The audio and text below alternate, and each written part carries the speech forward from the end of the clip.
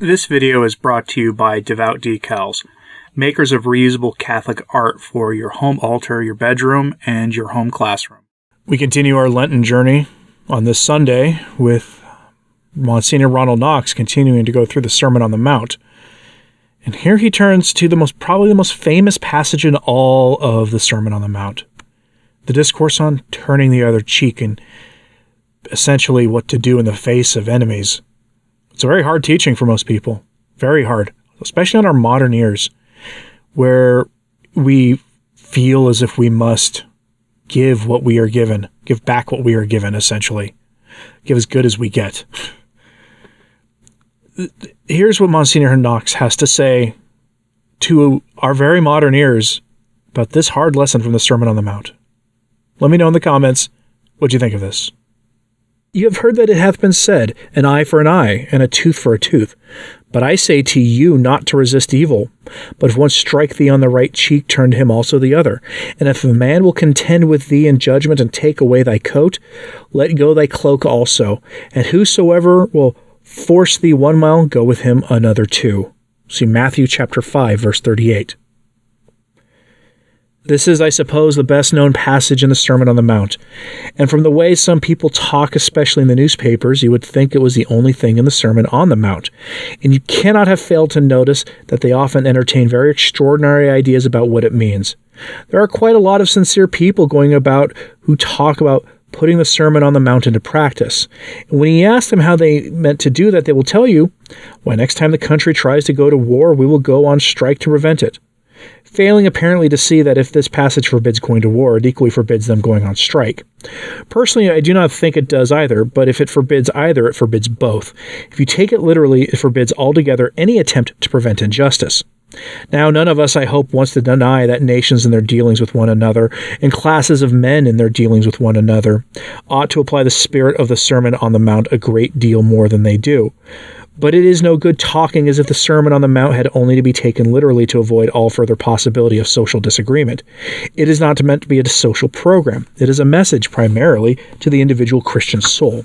And as we were saying in the previous sermons, the difference between the old law and the new law is that the old law issues a series of commandments which have got to be obeyed, whereas the new law instills into man's heart a spirit of active charity, which ought to make commandments unnecessary for him.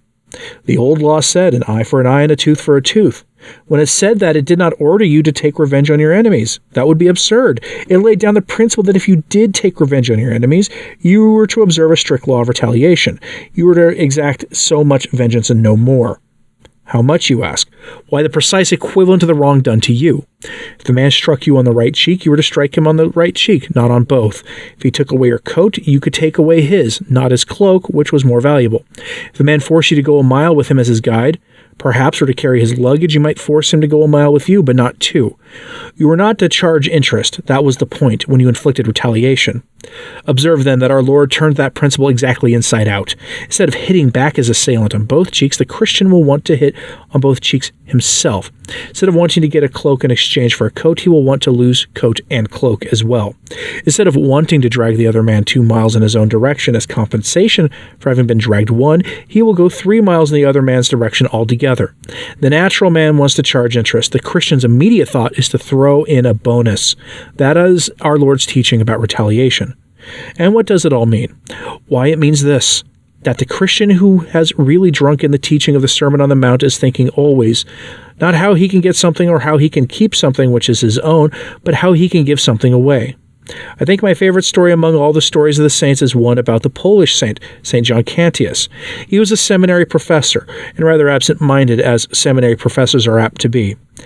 In his holiday, he was fond of going on pilgrimage to Rome or to Jerusalem, and for fear he should not get back in time for term, they always used to sew up some gold pieces in the lining of his cloak, in case he should run short of money.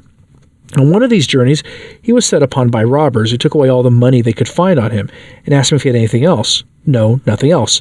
So they left him and had passed out of sight when St. John suddenly remembered those gold pieces sewn in the lining of his coat. Here were these poor men obviously in need of money, and he had told them a lie. So the next thing the astonished robbers saw was the figure of the saint pounding down the road after them at full speed, shouting out, "Stop, stop, I found I've got some more money after all."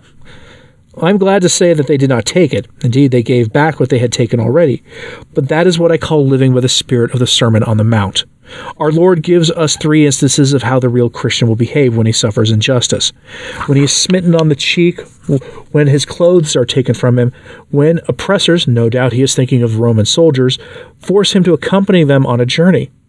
Did it ever occur to you that our Lord himself gave us a model of patience with which we ought to behave in all 3 situations? He was smitten on the cheek in the high priest's judgment hall, and all he said was, "If I have spoken evil, bear witness concerning the evil. But if well, why dost thou smite me?" He was forced by the soldiers to tread the long road to Calvary, bearing the heavy weight of his own cross. He was despoiled of his garments, the soldiers tearing some of them into portions and casting lots for his coat, perhaps Our Lady's own handiwork, and all he said was, "Father, forgive them, for they know not what they do." He suffered because he willed it, and the real Christian suffers because he wills it, because suffering identifies his will with the will of the Master who suffered for him. It is a mistake, then, to quibble over the language our Lord uses here, as if the literal sense of it were important. He says, for example, "Give to him who asks, and do not turn away from him who would borrow from you." Well, as you know, the most deserving object of charity is often the person who does not ask for it, and the habitual borrower is often the person who, for his own sake, ought not to be entrusted with money. But that is not the point. The point is that the real Christian has a quite new attitude towards his own belongings. Our belongings are of various kinds. There is our dignity. Most of us are fond of that, and we do not like being hit in the face. There are material possessions, some of which we do not mind parting with, but we do like to have something we can call our own. The clothes we wear, for example. And there is our time, our leisure, our ease. We like to have that at our disposal, as far as necessary occupations allow it. Now, the true love of Christ ends in us the love of all these things. We cannot all of us join religious orders, in which we should have to make public and formal renunciation of our dignity, our possessions, our spare time.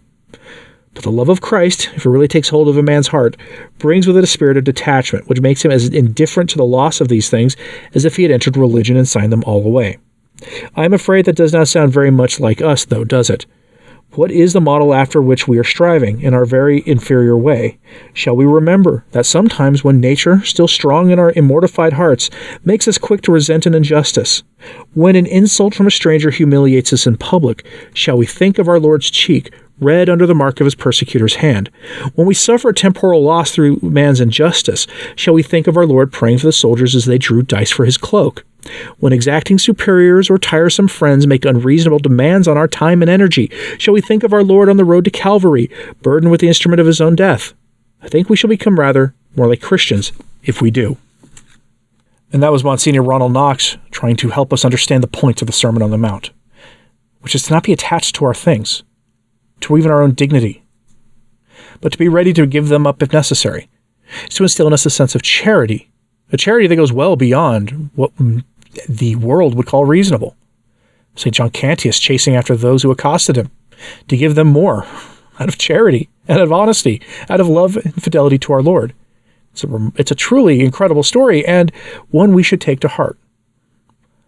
I hope you found this helpful today. Let me know your thoughts on this in the comments, please. And hit like and subscribe if you haven't. It does help. So does sharing this on social media. That helps a lot too. And as always, pray for the church. I'm Anthony Stine. Ave Maria.